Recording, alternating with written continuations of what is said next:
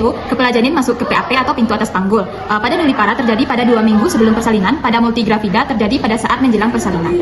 Primigravida, penurunan kepala atau descent terjadi setelah kepala masuk ke dalam rongga panggul dan biasanya baru mulai pada kala 2. Sedangkan pada multigravida, penurunan kepala dan masuknya kepala dalam rongga panggul atau adjustment terjadi secara bersamaan pada kepala janin yang melakukan penurunan yang mengakibatkan kepala mengadakan fleksi di dalam rongga panggul. Dengan fleksi, kepala janin memasuki ruang panggul dengan ukuran yang paling terkecil. Kepala janin akan melakukan putaran paksi dalam. Jika posisi punggung janin kiri atau kanan dengan fleksi sedang sutura sagittalis berkedudukan di lintang kiri depan atau ubun-ubun kecil berada di jam 3. Untuk puki atau sutura sagittalis berkedudukan di lintang kanan depan atau ubun-ubun kecil di jam 9 untuk puka. Selanjutnya, kepala janin memutar 45 derajat sehingga ubun-ubun kecil akan menamparkan diri pada bawah simfisis.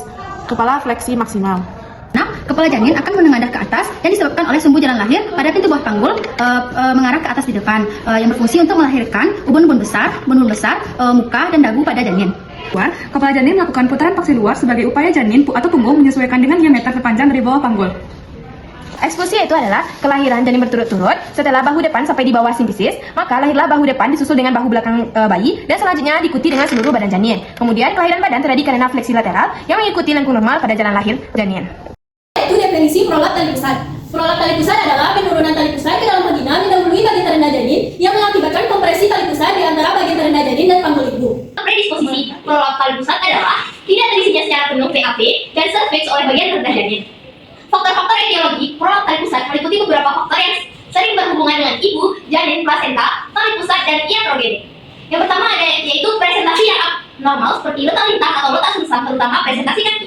Yang kedua, prematuritas. Yang ketiga, polihidramnios sering dihubungkan dengan bagian terendah janin yang tidak agent. Diagnosis prolap tali pusat. Diagnosis prolap tali pusat dapat dilakukan dengan beberapa cara. Yang pertama yaitu melihat tali pusat keluar dari introitus vagina. Yang kedua yaitu teraba secara kebetulan tali pusat pada waktu pemeriksaan dalam. Yang ketiga yaitu auskultasi terdengar jantung janin yang irregular, sering dengan bradikardi yang jelas, terutama berhubungan dengan kontraksi uterus. Patofisiologis prolap tali pusat.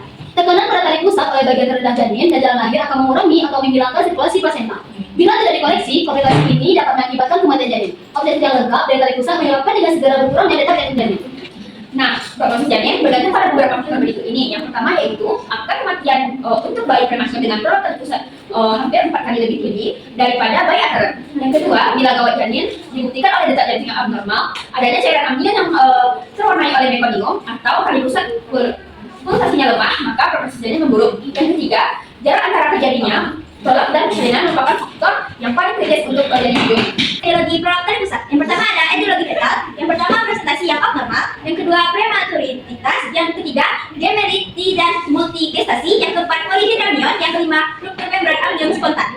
Selanjutnya itu ada etiologi maternal. Yang pertama disproporsi kepala panggul. Disproporsi antara panggul dan bayi menyebabkan kepala tidak dapat turun dan pecahnya ketuban dan dapat diikuti tali pusat melubung. Yang kedua bagian terendah yang tinggi. Tertundanya penurunan kepala untuk sementara dapat terjadi meskipun panggul normal. Yang ketiga ada yaitu etiologi dari tali pusat dan plasenta. Yang pertama ada tali pusat yang panjang. Semakin panjang tali pusat maka semakin mudah melubung. Yang kedua ada plasenta letak rendah. Jika plasenta dekat cervix maka akan menghalangi penurunan bagian rendah. Di samping itu insersi tali pusat lebih dekat dengan cervix. Tanda gejala prolap tali pusat.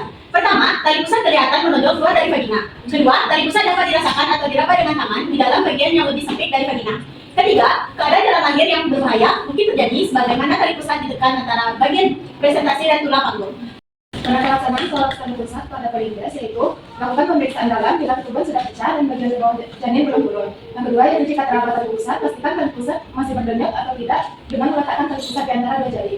Selanjutnya, lakukan posisi tali pusat jika berhasil, usahakan bagian terendah janin memasuki rongga panggul dengan menekan fundus uteri dan usahakan segera persalinan ke vagina. Selanjutnya yaitu suntikan terbutalir 0,25 mg subkutan. Dorong ke atas bagian bawah janin dan segera rujuk ke puskesmas atau rumah sakit. Selanjutnya pada puskesmas yaitu penanganan sama seperti di atas. Yang kedua yaitu jika persalinan ke vagina tidak mungkin dilaksanakan, segera rujuk ke rumah sakit. Selanjutnya pada rumah sakit yaitu lakukan evaluasi atau penanganan seperti pada manajemen medik. Yang kedua yaitu jika persalinan ke vagina tidak mungkin terjadi, segera lakukan seksial cesarean. Penata laksanaan prolap tali pusat. 1. Prolap tali pusat menumpuk atau prolap puli-puli. Posisi ibu pada posisi kinis. Jika mampu membalikan tali pusat ke dalam vagina menggunakan tekanan ke atas menghadap bagian presentasi untuk mengangkat janin jauh dari prolap tali pusat. Hal ini dapat dilakukan secara manual atau bersarung tangan steril. 1/2 jari mendorong ke atas terhadap bagian presentasi atau sekali bagian presentasi di atas tinggi panggul. Selanjutnya adalah jika tali pusat tidak dapat dimasukkan ke dalam vagina, vagina, hindari memegang tali pusat yang berada di luar vagina, karena hal ini menyebabkan vasospasme. Selanjutnya, tutupi tali pusat dengan kain steril lengkap yang dibasahi normal salin hangat untuk menjaga agar tidak kering dan dingin. Lanjutkan ke bagian darurat sesar sesegera mungkin. Jika tersedia, memberikan karbutalin 0,25 mg setutan untuk mengurangi kontraksi ketika terdapat kelainan denyut jantung janin. Selanjutnya, prolog awal, yaitu letakkan ibu dalam posisi lateral maupun hijes. Selanjutnya, jika denyut jantung janin normal, berikan ibu O2 dan denyut jantung janin serta pulsasi tali pusat yang terus dipantau. Jika denyut jantung janin tetap normal, persiapkan operasi sesar yang tepat. Selanjutnya, persalinan normal hanya dapat dilakukan jika waktu persalinan sudah dekat. Cervix sepenuhnya melebar dan tidak ada kontraindikasi. Prolog secara terbuka, penanganannya sama seperti prolog awal, yaitu pantau denyut jantung janin serta pulsasi tali pusat sambil mempersiapkan persalinan baik normal jika tidak ada kontraindikasi maupun sesar. Algoritma penanganan prolog tali pusat. Jika terdapat tali pusat di dalam lahir atau tali pusat tampak di luar, rabah tali pusat untuk periksa pulsasi. Jika pulsasi terdapat, berikan ibu O2 sampai 4-6 menit dengan kanul nasal atau subur. Serta jangan memindahkan tali pusat secara manual dan posisikan ibu dalam posisi di chest. Dan berikan fokolisis untuk mengurangi kontraksi uterus serta lakukan rujukan. Selanjutnya, jika pulsasi tidak terabah, apakah tolak tali pusat dapat dilakukan secara pervaginal, maka lakukan pervaginal. Jika tidak, maka lakukan rujukan.